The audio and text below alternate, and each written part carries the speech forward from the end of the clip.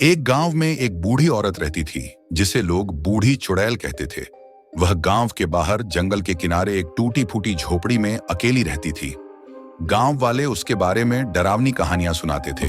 कहते थे कि वह काले जादू में माहिर है और शैतान के साथ उसका संबंध है।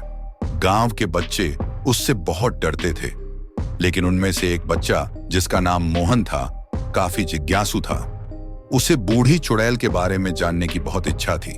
एक दिन उसने अपने दोस्तों के सामने हिम्मत दिखाई और कहा, मैं उस चुड़ैल के घर जाकर देखूंगा कि वह असल में क्या करती है।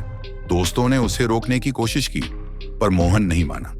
रात को जब सब सो रहे थे, मोहन चुपचाप घर से निकला और चुड़ैल की झोपड़ी की ओर चल पड़ा।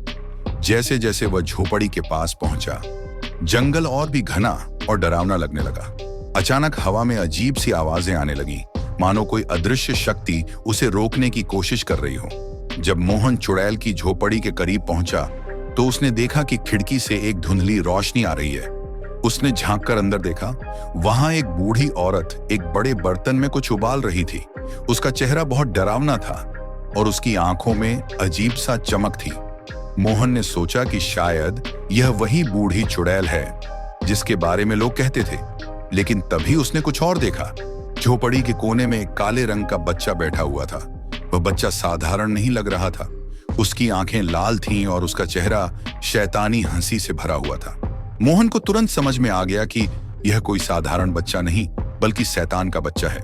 बूढ़ी चुड़ैल बच्चे से बातें कर रही थी, आज रात तुम्हारी शक्ति पूरी हो जाएगी और फिर तुम इस गांव को तबाह कर दोगे। मोहन का दिल जोर जोर से धड़कने लगा। उसे समझ में नहीं आ रहा था कि वह क्या करे। वह वापस भागने ही वाला था कि अचानक चुड़ैल ने उसकी तरफ देखा। उसकी आंखें मोहन से मिल गईं और वह चिल्लाई, कौन है वहां? मोहन ने डर के मारे जोर से चिल्लाते हुए पीछे की ओर भागना शुरू किया। चुड़ैल ने कुछ मंत्र पढ़े और मोहन ने महसूस किया कि उसके पैर भारी होने लगे हैं, लेकिन उसने हिम्मत नहीं हारी। जैसे तैसे वह गांव तक पहुंच गया और अपने घर में घुसते ही दरवाजा बंद कर लिया।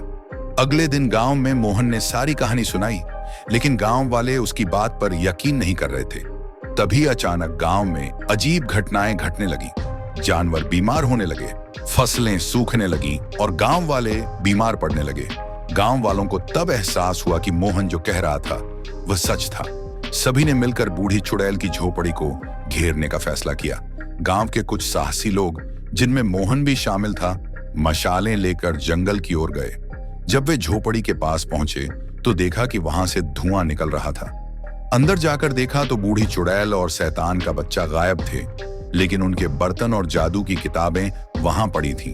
गांव वालों ने झोपड़ी को जला दिया, लेकिन उन्हें इस बात का डर हमेशा सताने लगा कि कहीं चुड़ैल और शैतान का बच्चा फिर से न लौट आए। उस दिन से गांव में हर रात को पहरा दिया जाने लगा और लोग मोहन को उसकी बहादुरी के लिए सम्मान देने लगे। इस तरह मोहन ने गांव को एक बड़ी मुसीबत से बचा लिया, लेकिन वह डरावनी रात और शैतान के बच्चे की वह भयानक हंसी कभी नहीं भूल पाया।